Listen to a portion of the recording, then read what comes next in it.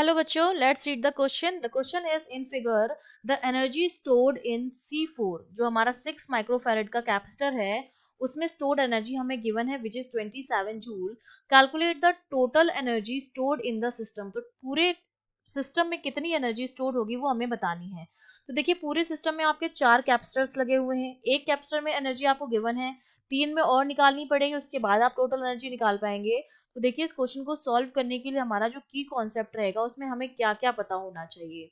सबसे पहली चीज हमें पता होनी चाहिए कि जो एनर्जी की हम बात करते हैं, U इक्वल्स टू हमारी होती है half CV square which is also equals to Q square upon 2C. ठीक है, ये हमारी क्या होती है, एनर्जी होती है, कैपेसिटर में स्टोर्ड एनर्जी. सेकेंड चीज जो हमें पता होनी चाहिए कि अगर पैरेलल में हमारे जुड़े हुए हैं कैपेसिटर्स, तो उनका सी इक्विवेलेंट हम कैसे निकालते हैं, C1 plus C2 plus dash dash dash. और अगर पैरेलल में अगर सीरीज में कनेक्टेड हो, पैरेलल में तो हमने लिख दिया है, अगर सीरीज में कनेक्टेड हो तो सी इक्विवेलेंट कैसे निकालते हैं वो भी हमें पता होना चाहिए. तो देखिए, सबसे पहले तो अगर पैरेलल में कनेक्टेड है सी इक्विवेलेंट तो इतना आता है, और पैरेलल में जो मेरा V आता है वो क्या आता है, सेम आता है, Q डिवाइड होता है. ठीक है, Q जो होता है वो क्या होता है, डिवाइड होता है. और जब आप सीरीज की बात करते हैं तो सीरीज में सी इक्विवेलेंट जो हम निकालते हैं वो आता है हमारा 1/C1 equals to 1 plus 1/C2 plus dash dash dash. और इसमें हमारा क्या रहता है, Q सेम रहता है और V जो होता है वो डिवाइड होता है. ठीक है, इतनी चीजें आपको पता होनी चाहिए इस क्वेश्चन को सॉल्व करने के लिए. अब आपको दिखाई दे रहा है, जब आप सर्किट डायग्राम को देखेंगे, इसमें आपको एनर्जी गिवन है.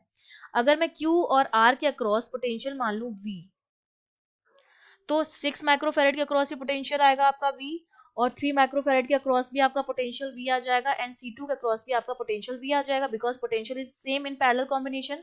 तो आपका पोटेंशियल तो हो गया V. अब आपको अगर एनर्जी गिवन है 4 में, तो U4 जो है हो जाएगा that is half CV square. U4 की वैल्यू आपको गिवन है, you will put the value 27 equals to half into ये C4 की वैल्यू आप पुट कर देंगे. C4 है 6 माइक्रोफेरेड, ये हो जाएगा 6 इंटू 10⁻⁻6 इंटू V स्क्वायर. तो यहाँ से जब आप कैलकुलेट करेंगे तो V स्क्वायर की जो वैल्यू आ जाएगी that is equals to 9 into 10⁻6 volt. इतनी आ गया है मेरे पास V स्क्वायर की वैल्यू. तो यही V स्क्वायर यहाँ पर भी होगा 3 माइक्रोफेरेड के अक्रॉस भी, और यही V स्क्वायर मेरा C2 के अक्रॉस भी होगा, क्योंकि QR ये तीनों जो है पैरेलल में है, और पैरेलल में जो V होता है विच इज सेम. तो यहाँ से मैं U2 निकाल सकती हूँ. U2 मेरा हो जाएगा हाफ C2V स्क्वायर. तो हाफ C2 की वैल्यू है 2 इंटू V स्क्वायर मैंने निकाला है 9 into 10⁻6. That means this value, और ये 2 माइक्रोफेरेड है तो 2 इसको 10⁻6 भी लिखेंगे यहाँ पर. तो U2 की वैल्यू आ गई है 9 जूल. सिमिलरली मैं निकालूंगी U3 की value which is half C3V square. तो ये हो जाएगा half C3 3 microfarad 3 into 10⁻6 and V square की वैल्यू इज 9 इंटू 10⁻6. तो U3 जो आ जाएगा हमारे पास that will be coming as 13.5 joule. ठीक है, U2 निकाल दिया, U3 निकाल दिया, U4 गिवन था. तो टोटल एनर्जी जो आ गई हमारे पास 2, 3 एंड 4 की, वो कितनी आ गई, 27 प्लस 9 प्लस 13.5. जब सम करेंगे इसका तो ये मेरे पास वैल्यू जो आ जाती है that is coming out to be 27 plus 9 plus 13.5. तो ये वैल्यू मेरे पास आ जाएगी 49.5 जूल.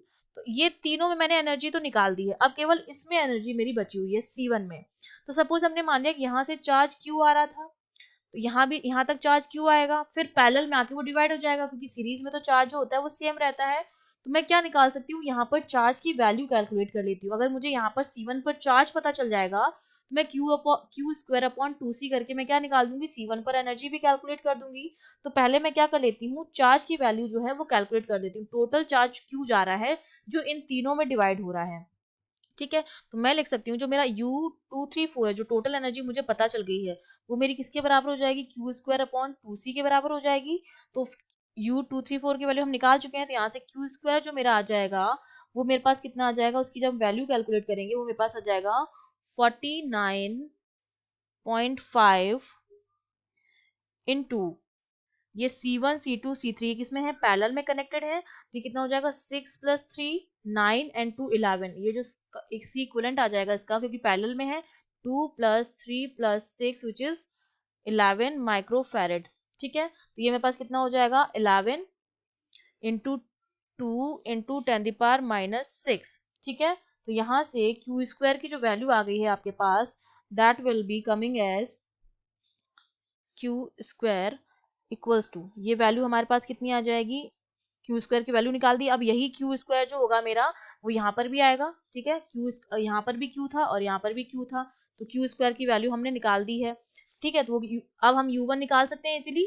तो यहाँ से मैं क्या करूंगी, u1 की वैल्यू जो है वो कैलकुलेट कर लेंगे, ठीक है। तो यहाँ से मेरे पास u1 जो आएगा वो हमारे पास कितना हो जाएगा, क्यू स्क्वायर अपॉन 2 से निकालेंगे तो u1 जो हो जाएगा which is Q square upon 2c1 यहाँ पर आएगा, क्योंकि u1 में एनर्जी हमें निकालनी है तो वैल्यू हम पुट कर देंगे। Q1 हमने निकाला था 49.5 into 22 into 10⁻⁻⁶ upon 2 into C1 की वैल्यू 1 माइक्रोफेरेड, तो 1 इंटू 10⁻⁻⁶, तो U1 मेरे पास कितना आ जाएगा 544.5 जूल। ये मेरे पास आ गई है U1 की वैल्यू, ठीक है।